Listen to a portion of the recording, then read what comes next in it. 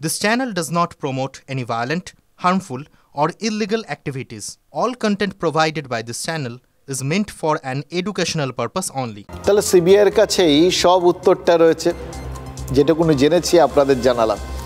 আন্দোলনকারীরা অবশ্য আরও কিছুটা জানতে চান, কারণ তারা 7 দিনের মধ্যে কাউকে ফাঁসিতে ঝোলানোর দাবি জানাননি, এনকাউন্টারকে আইন সিদ্ধ করা উচিত বলেও মত দেননি। এমনকি দেশে 10 দিনে 900টা ধর্ষণের পরিসংখ্যান পেশ করে বিষয়টা লোকাল থেকে ন্যাশনাল করার চেষ্টাও করেননি কারণ তাদের তো ওই হাসপাতালেই কাজ করতে হবে। ভালো ডাক্তার যেরকম উপসর্গ নয়, রোগের চিকিৎসা করেন, তাই না? আন্দোলনকারীরাও তো ডাক্তার, তাই তারাও ওই সিআইএসএফ মোতায়েনে ভরসা করতে পারছেন না। তারা অপরাধীর ধরা পড়ায় কোথাও অপেক্ষা করছেন, তাহলে অন্তত নিজেদের একটু নিরাপদ বোধ করবে।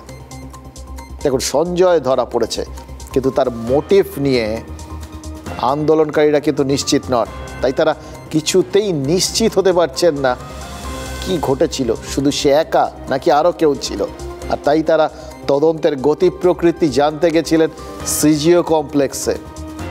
হয়তো তাদের মাথার মধ্যে ছিল সেই স্টোনম্যানের গল্প শুনেছিলাম না আমরা, বারবার ফুটপাতে যারা মাথা থেতলে দিয়ে যেত একটা সময়, অনেককে কিন্তু সেই সময় স্টোনম্যান বলে ধরা হয়েছিল। একবার ধরা হয়েছিল এবং ধরে নেওয়া হয়েছিল যে ব্যাস এইবার শেষ। তারপর দেখা গেছিল আবার সেই ঘটনা ঘটেছে। তাই কোথাও গিয়ে পুরোটার একদম গোড়া অবধি পৌঁছতে পারলেন কিনা তদন্তকারীরা, সেটা সম্পর্কেই নিশ্চিত হতে চাইছেন আন্দোলনকারী এই চিকিৎসকরা। সেজন্যই সিজিও কমপ্লেক্সে গেছিলেন। এবার যথারীতি তারা গেলেন, জিজ্ঞাসা করলেন, আর সিবিআইয়ের যারা তদন্তকারী রয়েছেন তারা গড়গড় করে বলে দিলেন কতদূর এগিয়েছেন, কার কতটা, এই ধরলাম বলে অমুক তারিখের মধ্যে ধরে ফাঁসি। এত কিছু তো তারা কোনোদিন বলবেন না, এটা তো স্বাভাবিক। তদন্তকারীরা যথারীতি জানিয়ে দিয়েছেন যে সুপ্রিম কোর্টের নজরদারিতে তদন্ত চলছে, তাই বাইরে কিছু বলা যাবে না, বাধাগতের উত্তর। আর তারপরেই আন্দোলনকারীরা সিদ্ধান্ত নিয়েছেন তারা আন্দোলনটা চালিয়ে যাবেন। তদন্ত প্রক্রিয়া কোর্ট মনিটর চলছে, তার জন্য ওনারা এখন আমাদেরকে কোনো রকম কোনো আপডেট জানাতে পারছেন না। ফলে আমরা সেই দায়িত্বের কথা তাদেরকে আরেকবার স্মরণ করিয়ে দিই, তাতে ওনারা জানান যে to have faith in them. আমরা অবশ্যই তাদের সেই আশ্বাসে তাদের যে ফেথ রাখতে তারা বলেছেন সেটা আমরা রাখছি। তো তারপরেও আমাদের প্রশ্ন থাকবে যে আজ ঘটনার প্রায় 15 দিন পেরিয়ে গেল এবং আমরা কিন্তু জাস্টিসের প্রশ্নে 9 তারিখে যে জায়গায় দাঁড়িয়েছিলাম আজকেও সেই জায়গাতেই দাঁড়িয়ে আছি। আমাদের যে এই জাস্টিসের প্রশ্নে there will be no compromise. ফলে আমাদের যে কর্মবিরতির যা আমাদের স্ট্যান্ড ছিল সেই স্ট্যান্ড একই থাকছে। আমরা সমস্ত মেডিকেল কলেজে যে কর্মবিরতি, জুনিয়র ডাক্তারদের কর্মবিরতি যেটা চালিয়ে যাচ্ছিলাম সেটা আমরা চালিয়ে যাব। এখনো পর্যন্ত যে চিকিৎসকরা কাজে যোগ দেননি, এটা অত্যন্ত দুর্ভাগ্যজনক। এর মধ্যে অন্য কোনো উদ্দেশ্য আছে। তার কারণ মামলা চলছে সুপ্রিম কোর্টে। সুপ্রিম কোর্ট বলছেন চিকিৎসকরা কাজে যোগ দিন।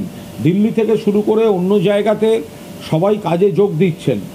এটা দেশের সমস্যা। চিকিৎসকদের নিরাপত্তা এবং আনুষঙ্গিক বিষয়ে সুপ্রিম কোর্ট বলেছে এটা বাংলার নয়, দেশের সমস্যা।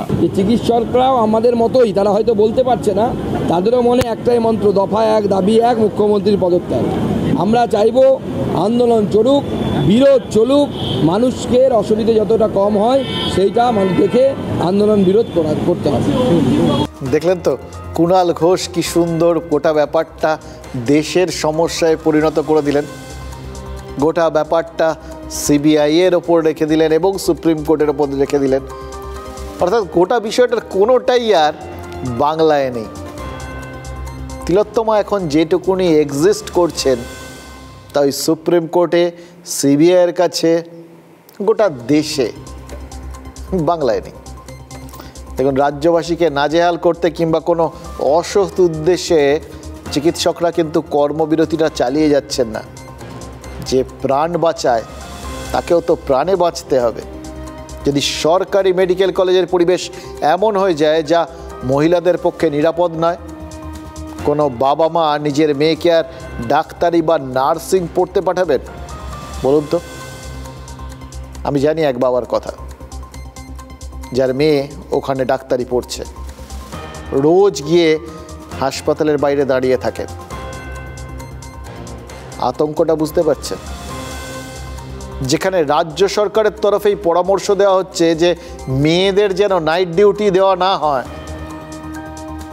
সেখানে নিরাপত্তা নিয়ে সবাই কতটা কনফিডেন্ট বুঝতে পারছেন? এটা যদি লজ্জার ব্যাপার ধরে নিচ্ছি, লজ্জা তো বলা যাবে না, আমাদের রাজ্যে কিচ্ছু নেই, সব দেশের, সব বাইরে, কিন্তু ভয়টা তো রয়েছে। যদি আমাদের এলাকায় জঙ্গল থেকে কোনো হিংস্র জন্তু এসে যায়, সেটা ধরা না পড়া পর্যন্ত আমরা কি ঘর থেকে বেরোই?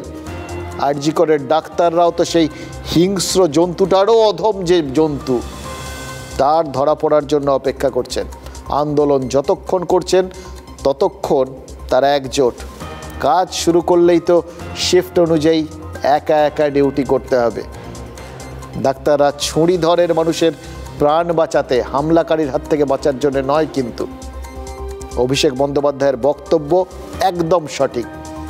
নিরাপত্তার আশ্বাসটুকু ডাক্তাররা সরকারের কাছে চাইতেই পারেন, কিন্তু আপৎকালীন পরিস্থিতিতে ওই ডাক্তাররা হাতে ছুরি ধরছেন না তাও কিন্তু নয়, তাদের ওরকমভাবে দেগে দিলে চলবে না।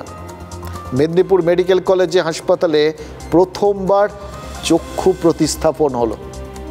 অঙ্গ প্রতিস্থাপন কিন্তু একটা কঠিন প্রক্রিয়া, আর চক্ষু প্রতিস্থাপন মানে অত্যন্ত একটা স্পর্শকাতর বিষয়, অত্যন্ত সুচারুভাবে করতে হয়, সেখানে দরকার ছিল। তাই সিনিয়র ডাক্তারদের সাহায্য করতে চলে এসেছিলেন জুনিয়র চিকিৎসকরা, হ্যাঁ, আন্দোলনের মাঝপথেই। আমাদের হয়ে গেল এই যে হিরো অফ দ্য ডে, এই হচ্ছে প্রতিস্থাপন করেছে দেবার্ঘ, হ্যাঁ, আমাদের ডাক্তার ধর্মঘটে আছে, কিন্তু তবু আমাদের অনুরোধে ও এসে এই কাজটা, ধর্মঘটে থেকেও এরা সব কাজ করছে এবং আমাদের এখানে স্বাভাবিকভাবে পেশেন্টের পরিষেবা দেওয়া হচ্ছে, সেটাই আমাদের মেন বক্তব্য।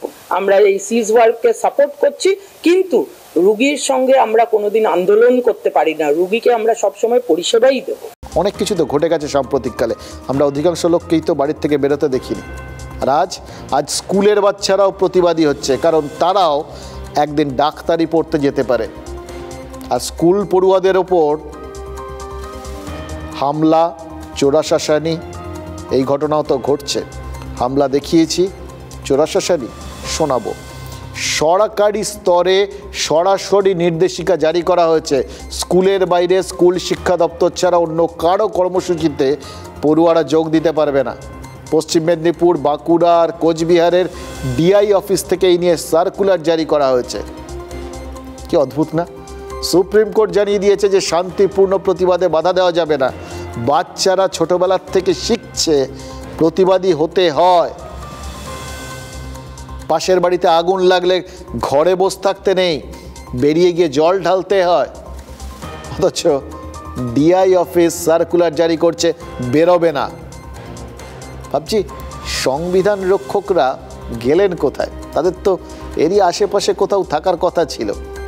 শিশুরা তো ফুলের মতো, তাই জন্যই বোধহয় মাঝে মধ্যে দেখি যে রাজনৈতিক সভার অঙ্গসজ্জায় তাদের বোকের মতো ব্যবহার করা হয়, মিটিং মিছিলেও তাদের মাঝে মধ্যে সাজিয়ে গুছিয়ে নিয়ে যাওয়া হয়। তখন ডিআইরা কোথায় থাকেন? এখন ফুল কথা বলে না, স্কুল পড়ুয়াদেরও কথা বলার এখন অধিকার নেই, সেটাই শিখিয়ে দেওয়া হচ্ছে। নিরাপত্তার দাবি করা কিন্তু অন্যায় নয়, কিন্তু সেই অধিকার তাদের নেই, শিখিয়ে দেওয়া হচ্ছে। কিন্তু হরপাবানের মতো যে বাঁধ ভাঙা আবেগ বেরিয়ে আসছে, তাকে বাঁধবে কে?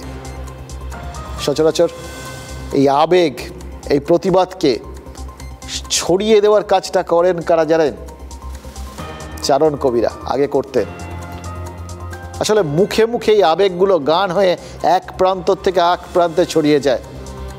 গান হয়ে ওঠে প্রতিবাদের অস্ত্র।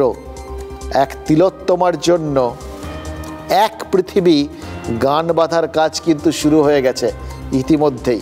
কান পাতুন, শুনতে পাবেন।